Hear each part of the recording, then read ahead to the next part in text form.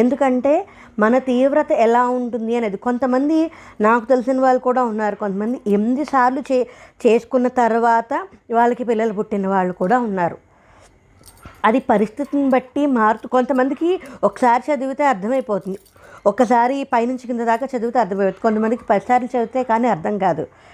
అది వాళ్ళ ఇంటెలిజెన్స్ని బట్టి, వాళ్ళ గ్రాస్పింగ్ పవర్ని బట్టి ఉంటుంది. ఇది వాళ్ళు నమ్మికిన దాన్ని బట్టి, వాళ్ళకి ఉన్న సమస్య ఇంటెన్సిటీని బట్టి, ఆ సమస్య తీవ్రతను బట్టి ఉంటుంది. దేవుడికి చేసిన పూజ ఎప్పుడూ నమ్మకంగా, భక్తిగా, శ్రద్ధగా చేసిన ఏ పనైనా, ఏ పూజ అయినా ఎప్పుడు విఫలం అవ్వదు. మనం ఇంకా కొంచెం ఎక్కువ చేయాలేమో, మనం ఇంకా ఎక్కువ ఎఫర్ట్ పెట్టాలేమో అని ఆలోచించాలి. నాకు నిజంగానే ఈ కడుపు చేసే బావి గురించి హైదరాబాద్లో ఉన్నప్పుడే, భీమవరం ఎప్పుడన్నా ఉన్నప్పుడే నాకు తెలిసేసి ఉంటే అప్పుడే నేను వెళ్ళి తాగేసేసి ఉండేదాన్ని.